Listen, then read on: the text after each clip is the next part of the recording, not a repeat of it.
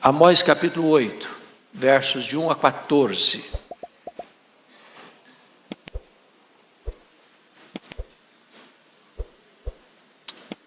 Esse texto diz assim: O Senhor Deus me fez ver isto. Eis aqui um cesto de frutos de verão. E perguntou: Que vês, Amós? E eu respondi: Um cesto de frutos de verão. Então o Senhor me disse: Chegou o fim para o meu povo de Israel, e jamais passarei por ele. Mas os cânticos do templo naquele dia serão uivos, diz o Senhor Deus. Multiplicar-se-ão os cadáveres. Em todos os lugares serão lançados fora. Silêncio.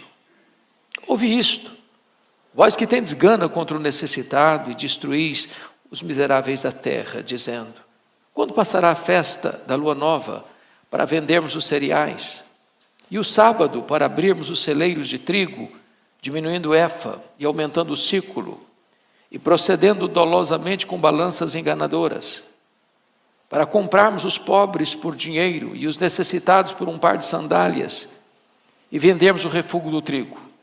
Jurou o Senhor pela glória de Jacó: Eu não me esquecerei de todas as suas obras para sempre. Por causa disto não estremecerá a terra, por causa disso não estremecerá a terra, e não se lutará todo aquele que habita nela. Certamente levantar-se-á toda como o Nilo, será agitada e abaixará como o rio do Egito. Sucederá que naquele dia, diz o Senhor Deus, farei que o sol se ponha ao meio-dia e entenebrecerei a terra em dia claro. Converterei as vossas festas em luto e todos os vossos cânticos em lamentações. Porei pano de saco sobre todos os lombos e calvas sobre toda a cabeça. E farei que isso seja como luto por filho único, luto cujo fim será como dia de amarguras. Eis que vem dias, diz o Senhor Deus, em que enviarei fome sobre a terra, não de pão, nem sede de água, mas de ouvir as palavras do Senhor. Andarão de mar a mar, e de norte até o oriente, correrão por toda parte, procurando a palavra do Senhor, e não a acharão. Naquele dia, as virgens formosas e os jovens desmaiarão de sede. Os que agora juram pelo ídolo de Samaria e dizem: Como é certo viver o teu Deus, Odã, e como é certo viver o culto de Berseba, esses mesmos cairão e não se levantarão jamais. Irmãos, o texto é extremamente solene e grave. E o texto sugere-nos o tema: o colapso de uma nação. Esse é o nosso tema, o colapso de uma nação. E eu quero, à guisa de introdução, fazer 3 afirmações. Primeiro, quando a religião se une ao Estado, ela perde a sua capacidade de transmitir a palavra de Deus. O que está acontecendo aqui? A nação em foco aqui é Israel. E quando eu falo Israel, nesse contexto, eu estou falando das 10 tribos do norte, que romperam com a dinastia davídica em 931 a.C. A capital era Samaria. E o que é que Jeroboão fez? Transformou a religião numa plataforma para sustentar o Estado. A religião era a religião do Estado.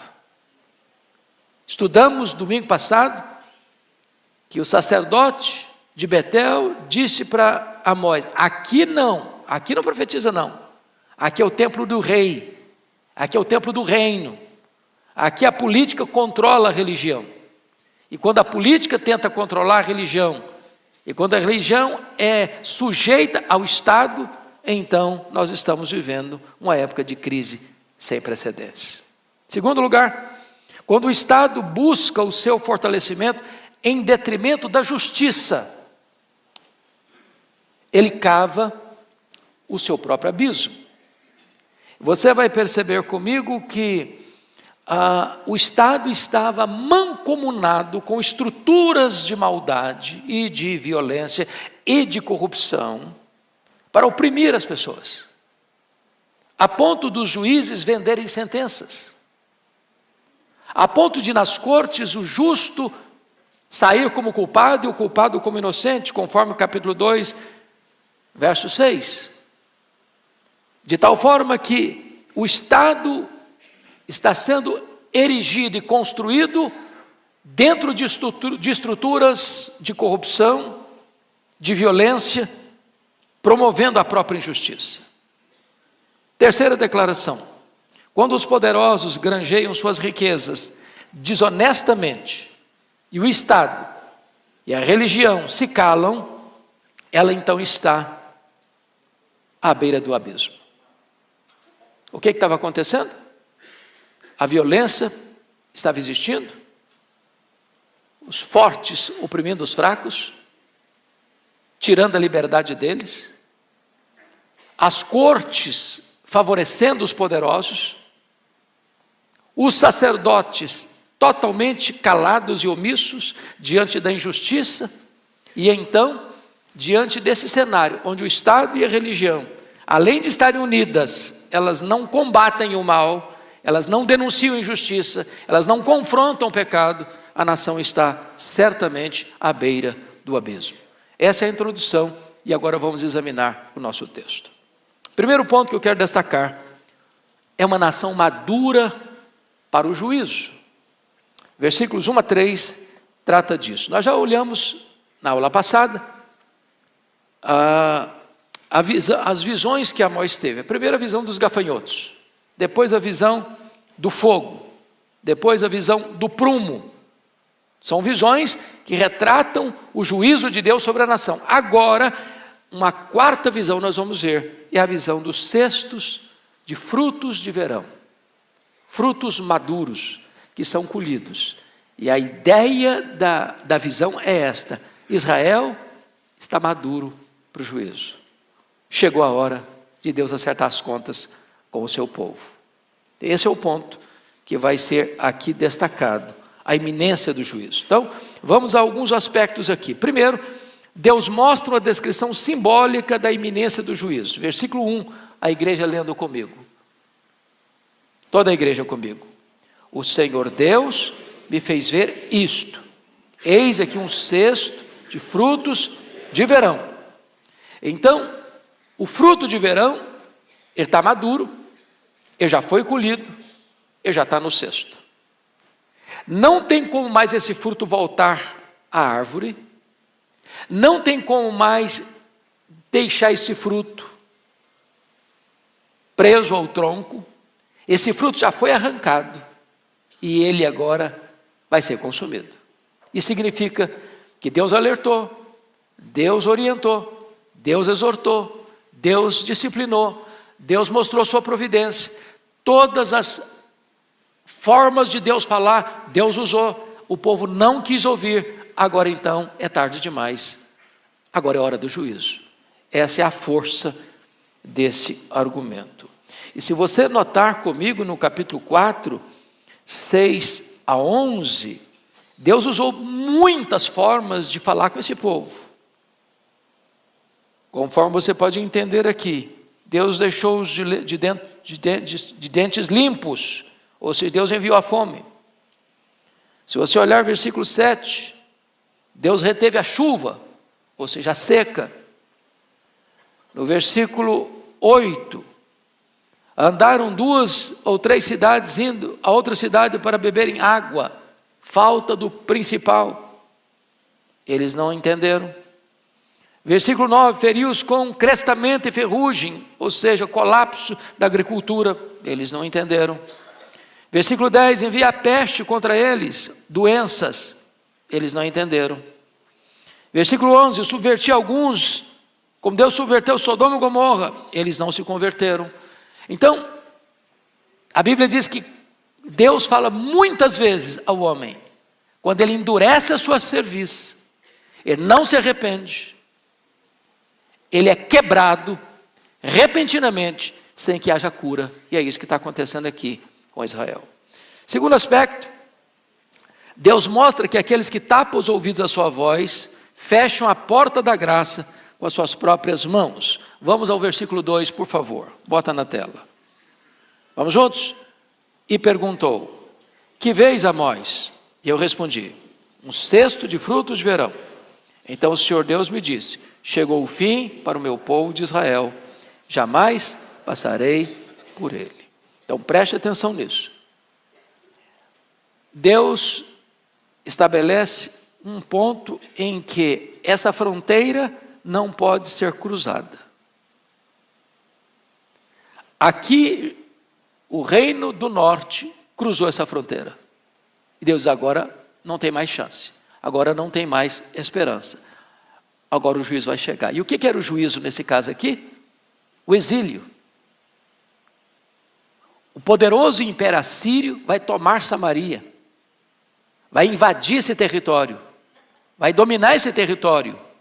E esses israelitas vão ser arrancados da sua cidade, da sua terra, da sua nação, e vão ser levados como escravos para Nínive, para o Império Assírio. O mesmo aconteceu no Reino do Sul, em virtude dos pecados de Manassés. Deus disse: chegou, não tem mais jeito, não tem como reverter isso mais.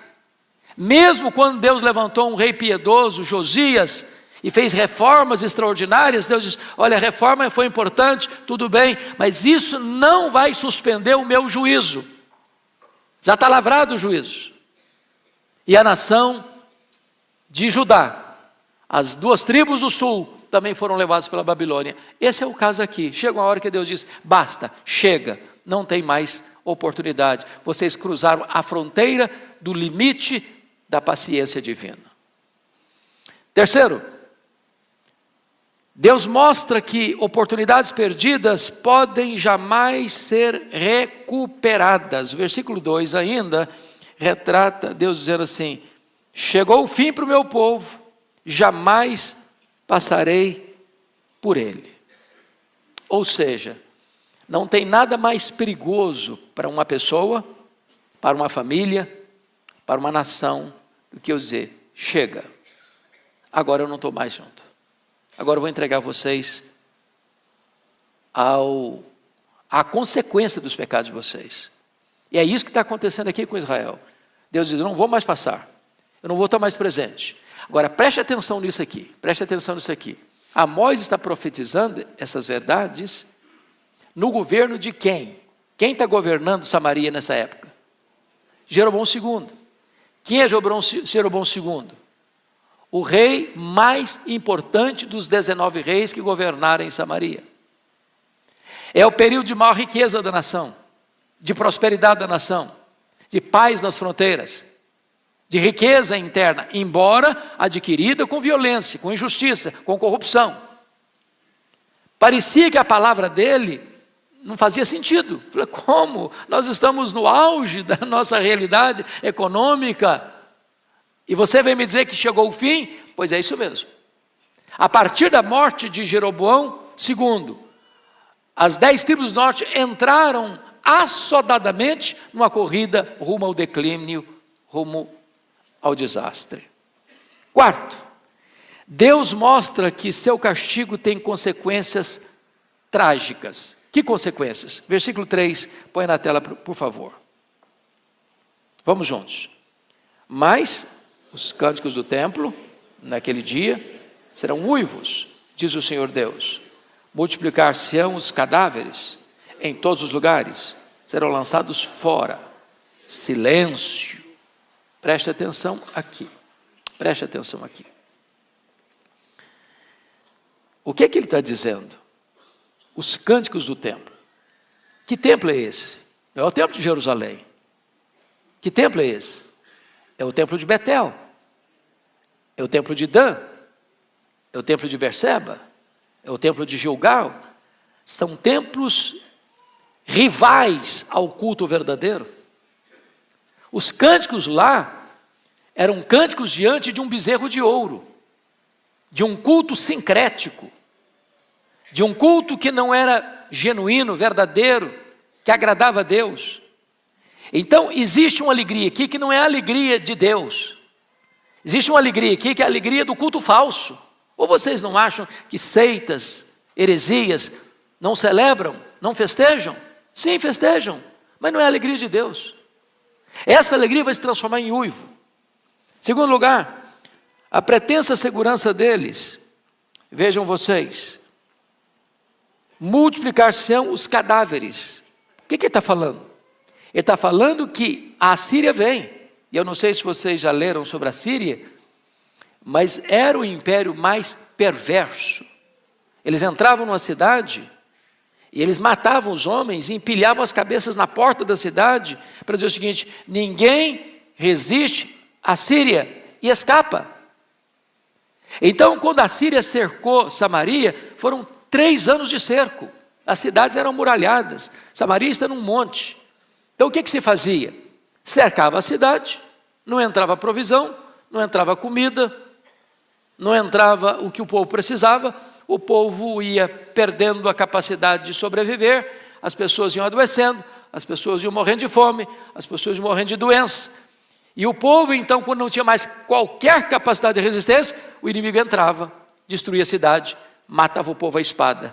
E o texto é tão grave que diz que os corpos não serão nem sepultados. Para o povo israelita não tem nada mais infame do que deixar uma pessoa insepulta. É por isso que lá nessas 10 tribos, quando fala de Jezabel, que era a rainha tão violenta e tão truculenta e tão perseguidora dos profetas de Deus, Deus diz: essa mulher não vai nem ser sepultada, os cães vão ser a sua sepultura. E mais, nessa hora vai ser de tanta dor e de tanta angústia, que não adianta fazer discurso de consolação, e a palavra é silêncio. Silêncio, não adianta falar. Nada vai trazer refrigério e consolo para esse povo. Então, vejam vocês que esse é o primeiro ponto que nós queremos destacar: uma nação madura para o juízo. Vamos ao segundo ponto agora: uma nação corrompida em seus valores morais. A nação corrompida em seus valores morais é a causa da chegada do juízo. O que o homem semear, isso ele ceifará. Então tem causa e tem consequência. Vimos aqui a consequência, agora vamos ver a causa desse juízo. Em primeiro lugar, veja comigo, versículo 4. A opressão ao pobre significa amar mais a injustiça do que a misericórdia. Leia o 4, toda a igreja comigo. Ouvi isto, vós que tendes gana contra o necessitado e destruís os miseráveis da terra. Agora preste atenção nas 2 palavras dele: gana. Gana. O que é gana?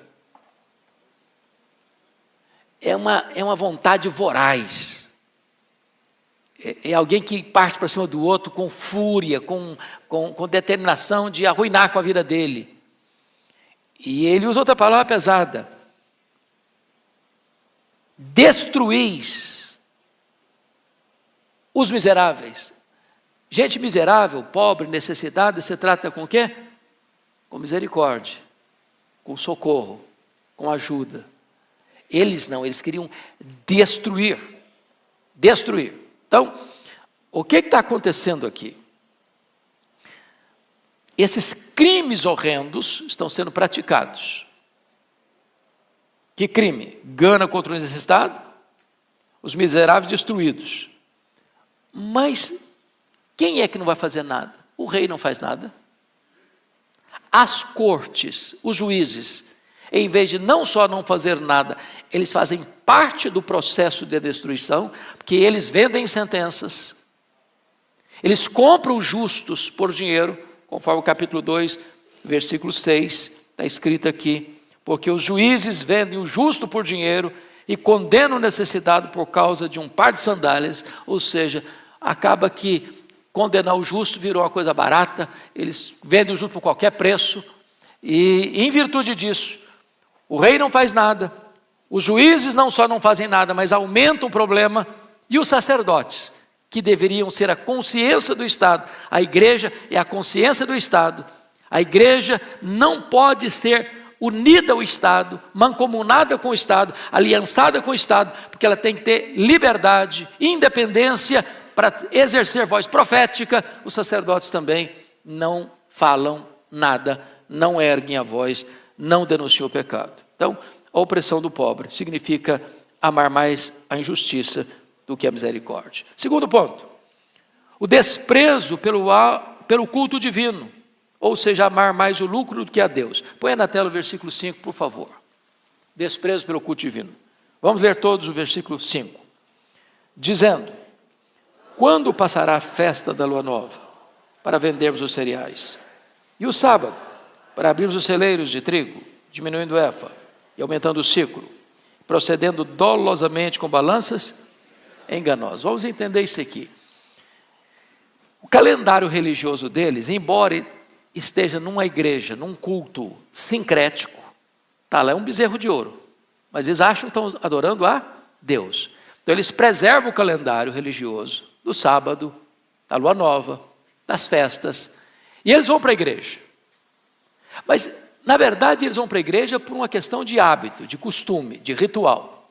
Mas eles estão doidinhos para que passe logo o sábado. Eles estão lá na igreja, mas o coração deles está lá no comércio. Quando vai passar logo? Quando vai terminar logo esse dia? Para quê? Para quê? E eles respondem: para quê? Para vendermos os cereais. Eles acabam acumulando em suas mãos todo o cereal. E aí o que vai acontecer? Então nós vamos abrir os celeiros de trigo. E aqui cometendo alguns crimes. Primeiro, diminuindo o efa. Efa é uma medida, 32 litros. Então o cara vende 32 litros, mas entrega 30.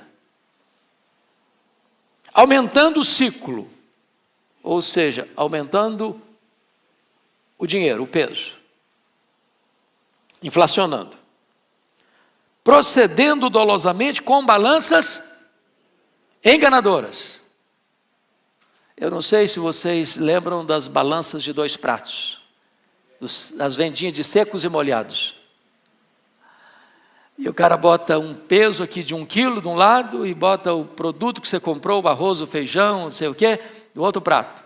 Só que aquele peso de 1 quilo, se você for aferir, não tem 1 quilo. Nós poderíamos dizer que esse tipo de coisa ainda acontece. Por exemplo, quando a pessoa compra um produto que tem na propaganda que ele tem essa qualidade, mas na verdade ele não tem essa qualidade, é uma qualidade inferior. Vocês acham que essa corrupção do comércio ainda existe? Que gente passa a perna no outro, vendendo um produto inferior por um preço maior, por um peso menor, não entregando aquilo que na verdade está prometendo que vai entregar? Agora, chamo a atenção de vocês para esse ponto. O profeta Amós começa a profecia dele denunciando nações. O Deus a quem servimos, irmãos, é o Deus da igreja, é claro, mas é o Deus das nações. Deus se interessa com o que acontece nas nações. Deus se interessa quando as nações se reúnem para tratar da sua agenda internacional. Deus se importa com o comércio internacional. Deus se importa com a violência internacional. Deus se importa com isso, Ele é o rei de toda a terra. E agora, veja você que a ira de Deus está vindo sobre esta nação, não só em virtude de pecados espirituais, de idolatria, de bezerro de ouro, mas o juízo está vindo também quando as cortes se corrompem, quando o comércio se corrompe, quando os governantes se corrompem, quando os sacerdotes se corrompem. É um conjunto que leva uma nação à ruína. Terceiro, a nação está indo a juízo porque o comércio é fraudulento, amar mais o lucro do que a honestidade. Vamos ler agora o versículo 5b e o versículo 6. O 5b começa aí diminuindo o efa. Vamos lá, juntos? Diminuindo o efa, aumentando o ciclo, procedendo dolosamente com balanças enganadoras, para comprarmos os pobres por dinheiro e os necessitados por um par de sandálias e vendermos o refúgio do trigo. Então preste atenção, por que esses instrumentos de medição do produto são adulterados para dar prejuízo. Qual o propósito deles? Comprar o pobre por dinheiro. E mais, os necessitados por um par de sandália. Para quê? Para vendermos o quê? O refúgio do trigo. O que é o refúgio do trigo? É aquele trigo que é colhido e tem impureza nele. Ele não é de boa qualidade. Eu poderia comparar isso hoje com a questão do café. No Brasil é um país produtor de café. Meu estado, do Espírito Santo, é o maior produtor de café Conilon do Brasil. E a minha família mexe com café. E eu vejo lá como é que a coisa é processada. Então você tem lá a máquina de pilar. E tem 3 bicas, café pilado. Você tem um café que é o grão bonito, perfeito, sem nenhum problema, bonito. Na segunda bica vem um café que está meio queimado, tem um pouquinho de broca. Na terceira bica vem um café todo quebradiço, que se chama de escolha. E lá atrás, para fora da máquina, a escolha, que é a palha. As pessoas, às vezes, que compram o café, misturam o café bom com o café mais ou menos, com o café ruim, e alguns introduzem até palha, e torra tudo isso, e você consome tudo isso, pensando que está consumindo um produto de boa qualidade. Isso é corrupção, isso é violência. Isso é comércio que ofende a justiça de Deus. E Deus está olhando tudo isso. Lá no passado e aqui no presente. Então, veja que eles cometeram, então, 3 crimes no comércio. Primeiro, na qualidade inferior do produto. Segundo, na elevação do preço. Terceiro, na quantidade menor do produto que entregam. E Deus está lá do céu olhando isso. Diz, eu não aceito isso. Eu não aceito isso. Quarto lugar, tratar as pessoas como coisas. Amar mais a si mesmo do que o próximo. Versículo 6, nós podíamos repetir a leitura. Vamos lá, todos nós. Para comprarmos os pobres por dinheiro e os necessitados por um par de sandálias e vendermos o refúgio do trigo. Meus irmãos, é muito forte isso aqui, porque se você olhar em qualquer sociedade, como era lá em Israel, aqui no Brasil, do ponto de vista de quantidade de gente, os pobres são maioria aqui no Brasil. Concordam comigo? Em torno aí de 60% pelo menos da população. Então, qualquer forma, o que significa o pobre? Ele tem o quê? Menos recurso nas mãos, menos dinheiro para comprar. Em vez de aqueles que detêm o poder facilitarem para que o pobre melhore a sua condição de vida, para que ele compre mais, compre melhor, não. Já que a maioria da população, eu tiro pouco de cada um para me enriquecer. E o que acontece? Acontece que o pobre fica cada vez mais pobre e os ricos ficam cada vez mais ricos. A riqueza vai se acumulando nas mãos de poucos, com não só a concordância, mas com a facilitação de quem? Dos juízes, das cortes, que foram comprados para venderem sentenças contra o justo. Não a favor do justo, mas contra o justo. Eu sei que essas coisas só aconteciam lá em Israel, 700 anos antes de Cristo, não acontece mais hoje aqui no Brasil, nem mundo afora. Quando eu leio Amós, a sensação que eu tenho é que eu estou lendo o jornal do dia, periódico da semana. Amós está nas ruas. Oxalá que os nossos líderes, dos poderes constituídos, pudessem ler Amós, entender Amós. Oxalá que todos nós pudéssemos entender que o Deus de Amós é o nosso Deus, e Ele não tolera injustiça, em qualquer setor da vida,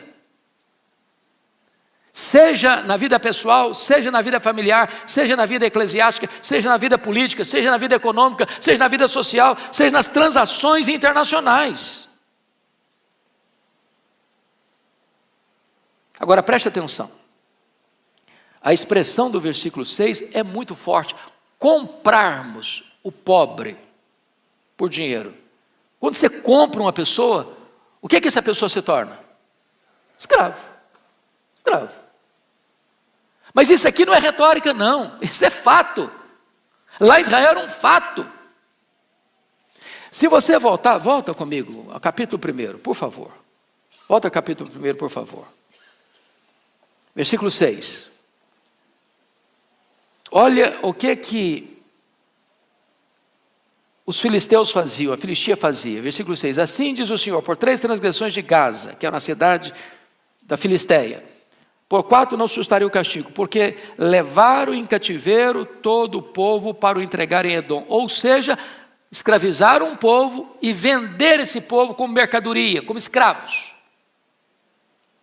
Agora veja comigo o que acontecia na Fenícia, versículo 9. Assim diz o Senhor: por 3 transgressões de Tiro e por 4 não sustaria o castigo, porque entregaram todos os cativos de Edom e não se lembraram da aliança, irmãos. Ou seja, os de lá entregavam os inimigos, aqui estão entregando até os irmãos próximos. Mas o que estava acontecendo com Israel? Eles estavam vendendo o pobre.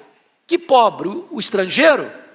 Pobre? O inimigo da nação? Não, os seus irmãos. Seus irmãos. Agora preste atenção, esse time que está comprando o pobre, esses juízes que estão vendendo sentença, esses sacerdotes que dizem: não, aqui é o templo do rei, aqui não vem falar de Bíblia não, aqui é nós que controlamos. Esse povo está todo ele no sábado na igreja. Estão percebendo isso? O perigo das pessoas juntarem uma vida completamente corrompida com religião e achar que está tudo bem. Esse é o problema aqui. Muito bem. Vamos ao terceiro ponto da nossa mensagem. Uma nação sob a condenação do próprio Deus. Primeiramente, o juramento selado anunciando o fim do perdão. Versículo 7. Põe na tela para nós. 8:7. Toda a igreja. Jurou o Senhor pela glória de Jacó: eu não me esquecerei de todas as suas obras para sempre. Meus irmãos, quando Deus jura, Ele está empenhando a sua palavra, que não pode falhar. O que Ele falou vai o quê? Acontecer. Dê uma olhadinha no capítulo 4, verso 2 comigo.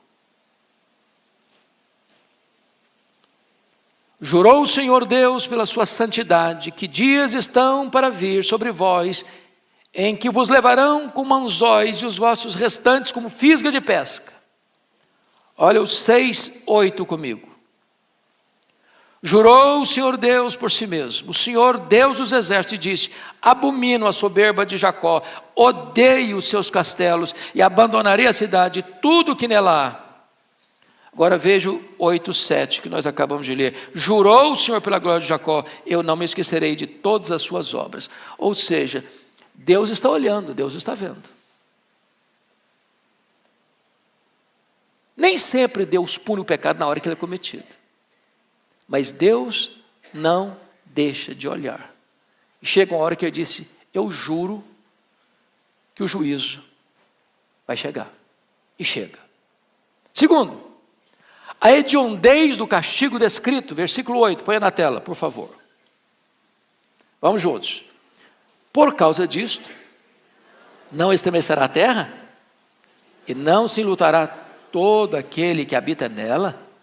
Certamente levantar-se-á toda como o Nilo, será agitada e abaixará como o rio Nilo. Então, ele está usando duas figuras aí de linguagem. Quais são as duas figuras que ele usa para ilustrar o juízo de Deus à nação? Primeiro, terremoto. Estremecerá a terra. Abalo sísmico. As placas tectônicas se movem. Tudo que era sólido começa a se mexer, se abalar. Segunda figura que ele usa, a figura da inundação, da enchente. Não é isso que ele está dizendo? Certamente levantar-se-á toda como o Nilo. Naquela época, irmãos, já o Nilo, vocês sabem disso, é o rio mais longo do mundo. Não é o maior, mas é o mais longo. Então, quando se falava em rio grande na época, o que se conhecia era o Nilo. A inundação do Nilo era uma coisa temida. E aí ele está dizendo o seguinte, olha, assim como um terremoto abala, assim como a inundação traz tantos problemas, assim vai ser o juízo sobre a nação de Israel. Terceiro, a rapidez com que esse castigo vai chegar. Põe na tela versículo 9, por gentileza. Vamos juntos? Sucederá que naquele dia, diz o Senhor Deus, farei que o sol se ponha ao meio-dia e entenebrecerei a terra em dia claro. Ele está usando uma figura de linguagem. Que hora que o sol se põe é meio-dia?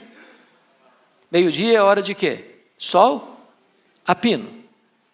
Claro, luz. Mas quando aquele dia chegar, de que dia que ele está falando? É o dia do juízo. E o que representa esse dia do juízo para Israel? O cerco da Síria e a tomada de Samaria. E todo o povo sendo levado o quê? Para o exílio, para o cativeiro. Vai ser tão rápido, como se Deus estivesse antecipando a duração do dia. E o dia encerra ao meio-dia.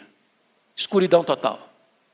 É a rapidez com que esse juízo virá inescapavelmente, sem possibilitar rota de fuga. Porque meio-dia está escuro. Quarto lugar, as consequências inevitáveis do castigo divino, versículo 10, ponha na tela. As consequências inevitáveis, toda a igreja comigo. Converterei as vossas festas em luto e todos os vossos cânticos em lamentações. Porei pano de saco sobre todos os lombos e calvas sobre toda a cabeça. E farei que isso seja como luto por filho único, luto cujo fim será como dia de amargura. Então chama atenção para algumas coisas. Primeiro, Deus é o agente deste castigo. Eu converterei. Então, notinha de rodapé muito importante. Os historiadores dizem que o Império Romano só caiu nas mãos dos bárbaros porque já estava o quê? Podre por dentro. As 10 tribos do norte só caíram nas mãos da Síria, não é porque a Síria era tão poderoso império. Era mesmo, mas não foi por isso. Foi Deus quem entregou. Judá, em 586, só caiu nas mãos da Babilônia, não foi porque a Babilônia tinha tanto poder, tinha sim, mas não caiu por isso. Caiu por quê? Porque Deus entregou Judá nas mãos da Babilônia. Em outras palavras, a Bíblia diz em Oséias, pelos teus pecados estás caído. O pecado é o opróbrio das nações. Nenhuma nação permanece de pé se ela se corrompe internamente. Vou repetir isso. Nenhuma nação permanece de pé se ela se corrompe internamente. Isso é um alerta para o Brasil. Isso é um alerta para o mundo. E é claro que isso não se aplica apenas a nações, isso se aplica a mim, a você, a nós.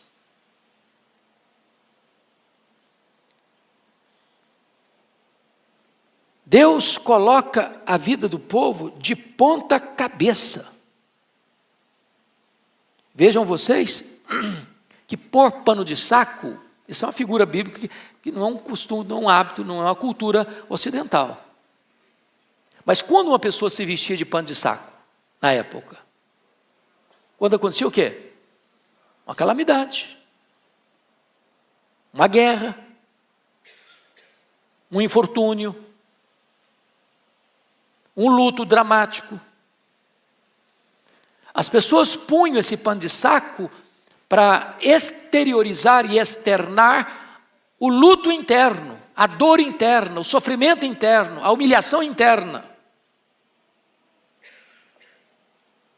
Quando Deus diz que vai colocar calva sobre toda a cabeça, nenhum problema contra os irmãos que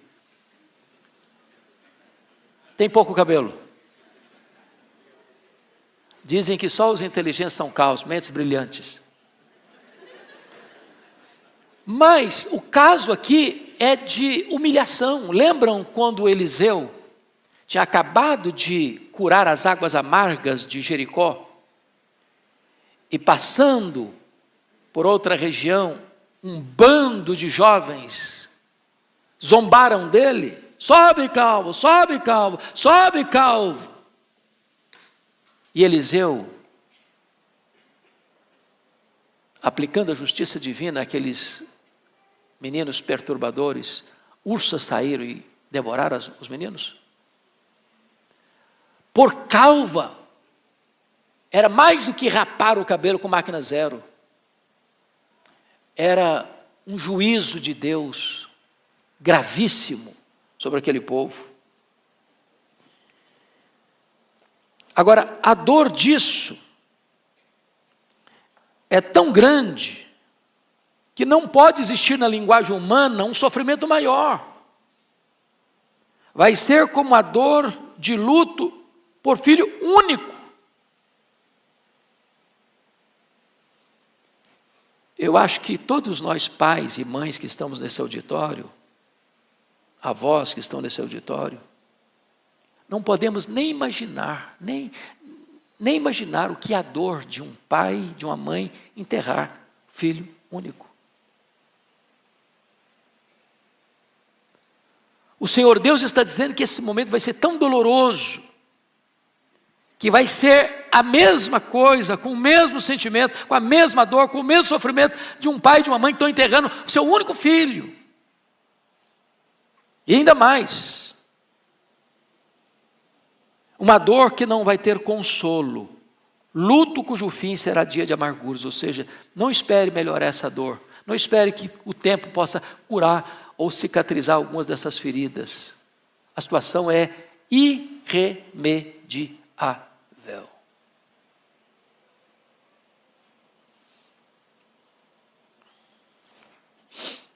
Vamos ao quarto ponto então. É o último ponto. Veja comigo. Uma nação que sentiu fome da palavra de Deus, tarde demais. Irmãos, esse é o ápice do juízo de Deus. Nós ouvimos um sermão maravilhoso hoje de manhã. Não sei quantos estavam no culto das 8 aqui.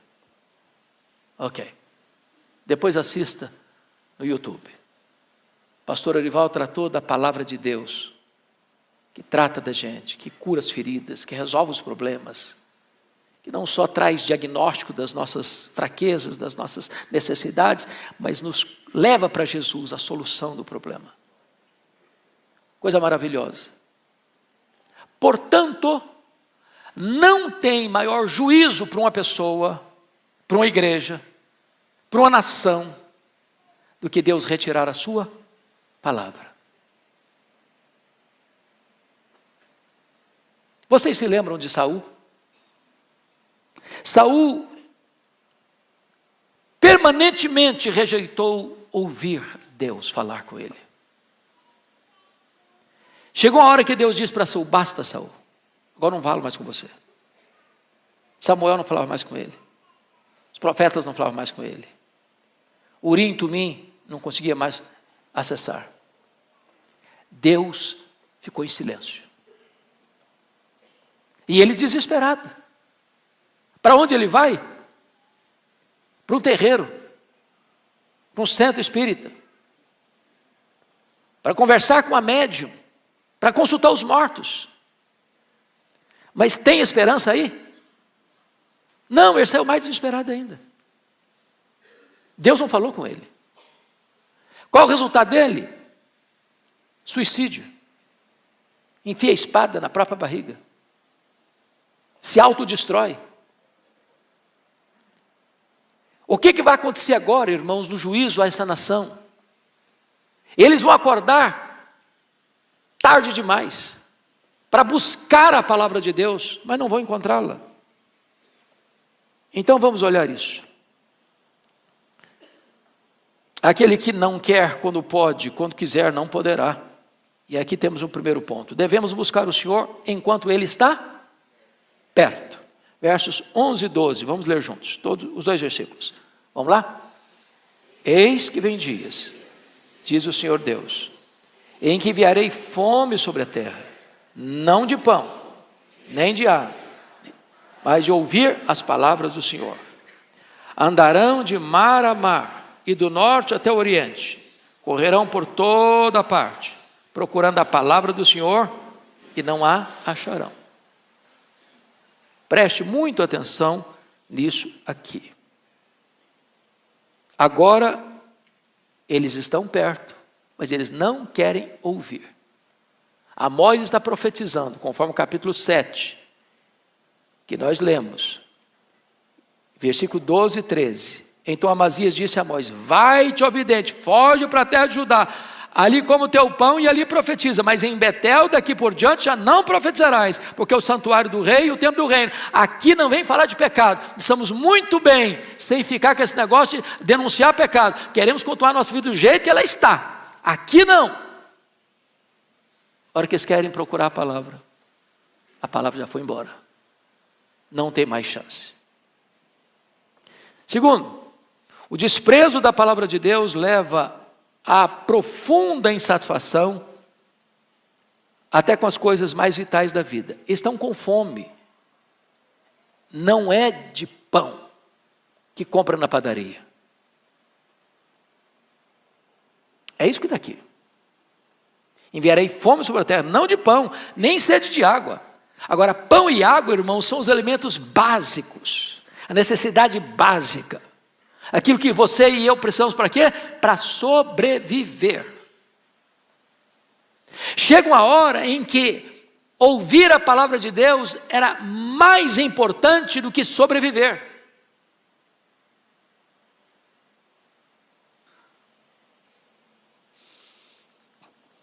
E eles não têm mais a palavra de Deus. O desprezo, terceiro lugar, o desprezo deliberado da verdade pode levar o homem a uma busca frustrada na hora do aperto. Agora, note comigo a expressão. Eles caminham de onde para onde? Versículo 12. Andarão de mar a mar, do norte até o oriente. Correrão por toda a parte, procurando a palavra do Senhor e não acharão. Agora, tem um detalhe aqui digno de nota. O que você esperava? De norte, andaram de mar a mar, do norte até o oriente. Correrão por toda parte. Mas não diz que eles percorreram do norte ao sul. Por que não? O que ficava no sul? Jerusalém? O templo? A palavra de Deus? Eles correm sofregamente procurando a palavra de Deus, onde não tem o quê? Palavra de Deus. Isso é um engano religioso. As pessoas correm atrás das seitas, do misticismo, da astrologia, da consulta aos mortos, de todo tipo de experiência religiosa subjetiva, sincrética, e não procuram num único lugar onde podem encontrar a palavra de Deus. Mas chama a sua atenção para um outro ponto. A palavra aí do versículo 12, andarão, é uma palavra muito forte. A palavra aqui é a palavra do andar do bêbado, do andar daquele que está cambaleando. Essa palavra era usada e foi usada por Isaías em 7:2, como uma árvore que balança a sua cabeleira no soprar do vento, para lá e para cá. Essa palavra retrata que as pessoas estão andando trôpegas, mancas, confusas, perdidas, sem rumo. Agora saia pelas ruas de São Paulo, pelas avenidas de São Paulo, pelas universidades de São Paulo, pelas escolas de São Paulo, pelo comércio de São Paulo, e você vai ver o quê? Pessoas o quê? Confusas. Há um vazio na alma, há uma falta de significado na vida. Elas correm atrás de alguma coisa que possa preencher esse vazio. Não encontram. Como Salomão, lá em Eclesiastes 2, tentou encontrar um sentido para a vida dele na bebida, na festa, na música, nas realizações, na riqueza, no sexo, na fama. Não encontrou. Porque a única fonte que o homem pode saciar a sua alma, essa eles não buscaram.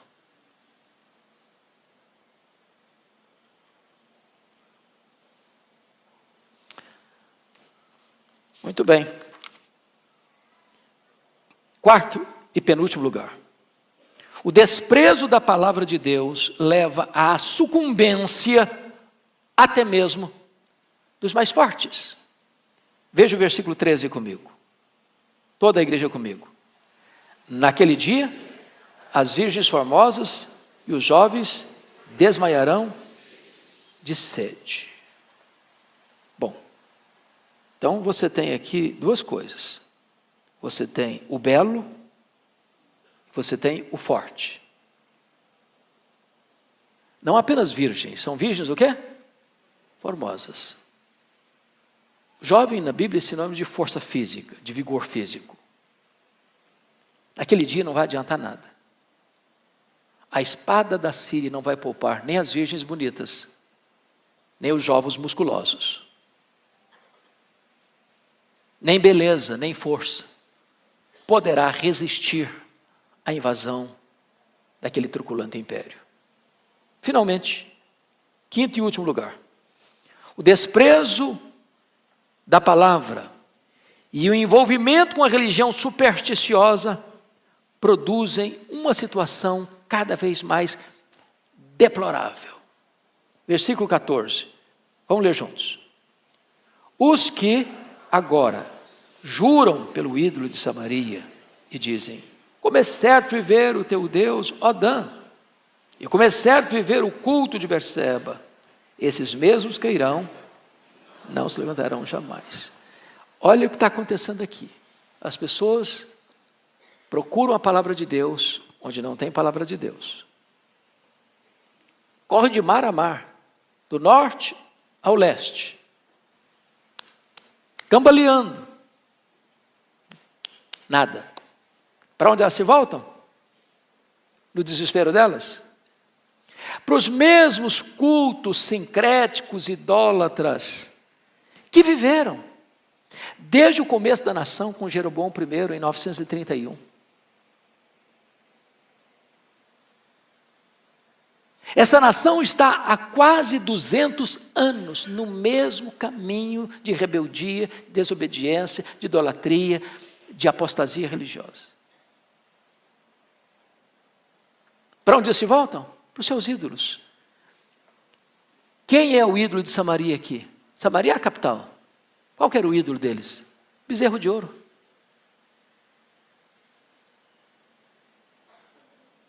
Um objeto que eles mesmos forjaram com as suas próprias mãos, agora se prostram diante dele. A idolatria é a coisa mais insana que pode existir, porque é o Criador adorando a criatura. Porque o homem é o Criador da imagem. Foi ele que fez. pressupõe que o Criador seja maior que a criatura. Mas o homem fica tão cego pela idolatria, que ele adora o que ele mesmo fez. Como se aquilo que ele fez pudesse ser maior que ele e pudesse socorrê-lo. Mas eles vão não só em Samaria, eles vão para Dan. Fica lá em cima. E adoram o bezerro de ouro. E eles vão para Berseba e adoram o bezerro de ouro, achando que podem escapar. Qual o resultado final? Esses mesmos, o quê? Cairão e não se levantarão jamais. Ou seja, o juízo é inevitável, irremediável, irreversível. Esse dia chegou. Não agora. Amós está profetizando no período árido de Israel, período de Jeroboão II, que governou 41 anos. Mas depois da morte de Jeroboão II, seu irmão Zacarias assume o governo e é assassinado. Quem assassina? Salum assume o governo e é assassinado. Manaém assume o governo. Turbulências terríveis. Pecaías assume o governo e é assassinado. Substituído por Peca, é assassinado. E então vem o último rei, Oséias. A cidade de Samaria é cercada. 3 anos. A ponto das pessoas comerem carne humana para sobreviverem. E quando já não tinha mais nenhuma resistência, o Império Assírio entrou em Samaria, destruiu a cidade e levou o povo cativo. Os restantes que ficaram, estrategicamente, Sargão II trouxe outros povos para que eles pudessem se misturar, uma miscigenação de raça, que redundou num sincretismo religioso. E então formou-se a partir daí o quê? O povo samaritano. Que durante 700 anos tornou-se inimigo, figadal do povo de Israel. Problema só resolvido quando Jesus veio. Quando o Espírito Santo foi derramado. Quando o muro da separação acabou com a pessoa de Cristo.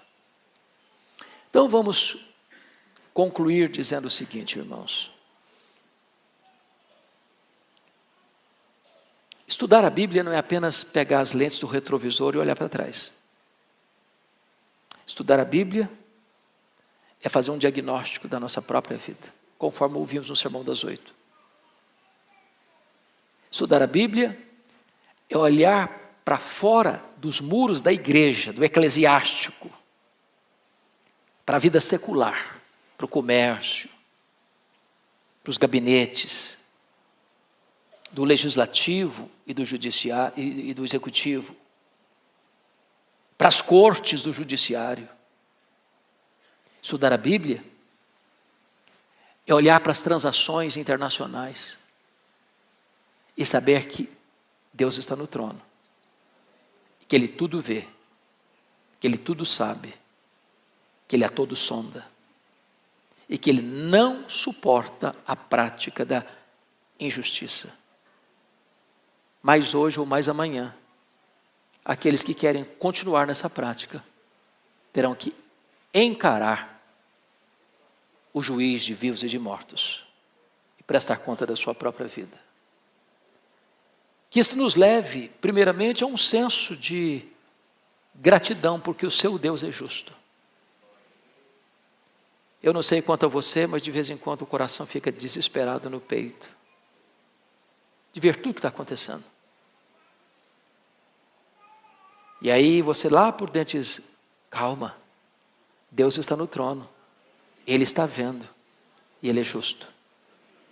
Mas isso também deve nos levar a olhar para dentro de nós mesmos e dizer, Deus tem misericórdia de mim. Tem misericórdia de mim. não me permita, ó Deus, entrar por esta mesma trilha escorregadia.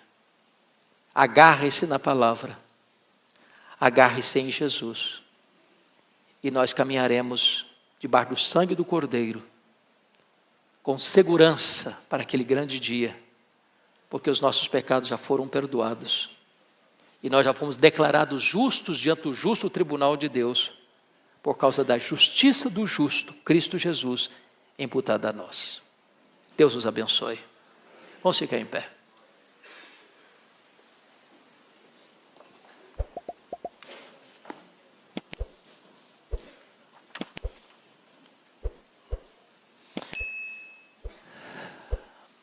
Ó Deus, nós estamos expostos diante do raio-x da Tua palavra. Nós estamos, Deus, descobertos, desnudos, diante da sondagem profunda da Tua palavra. Pedimos-te, meu Deus, misericórdia por nós e pela nossa nação. Compadece-te do Brasil, meu Deus. Tem misericórdia do nosso país. Tem misericórdia da Tua igreja nesta nação, para que ela não se corrompa, para que ela não se desvie da verdade, para que ela não se entregue aos desvarios dos falsos mestres, dos falsos profetas. Por amor do Teu nome, ajuda-nos a sermos uma igreja íntegra, bíblica, piedosa, como um luzeiro a brilhar neste mundo de tanta escuridão. Guarda o nosso coração do mal e não permita que pratiquemos aquilo que denunciamos. Tem misericórdia de nós. Ajuda-nos a vivermos de modo digno do Evangelho, de modo justo, sensato e piedoso. Oramos assim em nome de Jesus. Amém.